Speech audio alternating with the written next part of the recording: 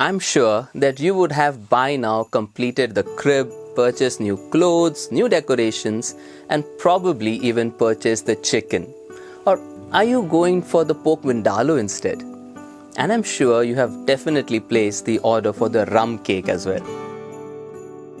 I know it's the festive season and we all want to have fun, and so I apologize right at the beginning because this video is going to be a little bit of a dampener.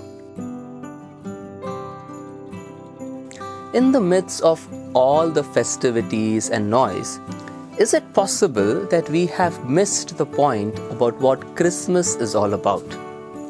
Is Christmas only about wearing your best dress or suit, going for the midnight mass and then meeting your family or going for a party? And when the clock strikes 12 and it's 26th of December, Christmas is over. Well, you could be an exception, but I think for the most of us, this is true. This is what Christmas is. And somehow I feel that we have forgotten what we are actually celebrating. I'd like to present to you just a few questions for you to reflect upon as you dig into your pork vindaloo. First of all, what does God becoming human tell us about God Himself? I believe it tells that God is not a silent spectator. He's not someone who just stays aloof and looks around at the drama. He's someone who gets his hands dirty, he gets involved in the lives of His people. Second, why was Jesus born in poverty in a stable? Why not in a big palace or as a son of a king perhaps?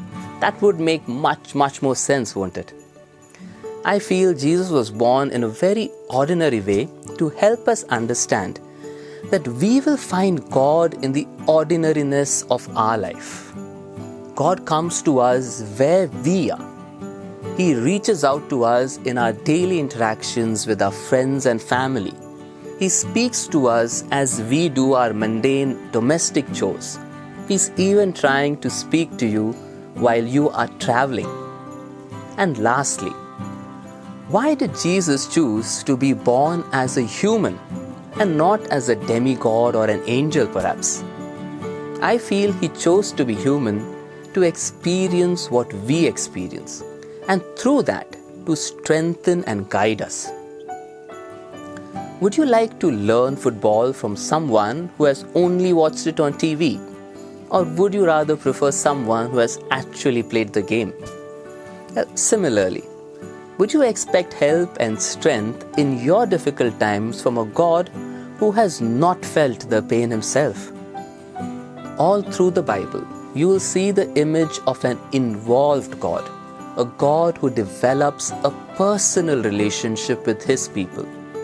In the New Testament, the Gospel authors present to us a Jesus who was human in His emotions and experiences. So this Christmas, take some time out from all the external noise that surrounds Christmas and let's ask ourselves, do I make a positive difference in the lives of people around me? Do I get involved in their joys and sorrows, or do I prefer to stay aloof and just watch the drama? Do I experience Jesus in the ordinariness of my regular life? Do I experience this incarnate Jesus at my workplace, at my home, among my friends, family and colleagues? And lastly, what is my relationship with this incarnate God who became human for me? Am I afraid of God? Do I consider Him to be like a strict judge or a policeman who is constantly observing every wrong that I'm doing? Or do I experience God as the ever-loving, ever-caring and ever-forgiving Abba Father of Jesus? I pray that reflecting on these questions will help each one of us experience the real Christmas in our lives. Wishing you all a Christ-filled Christmas this year. Take care and God bless.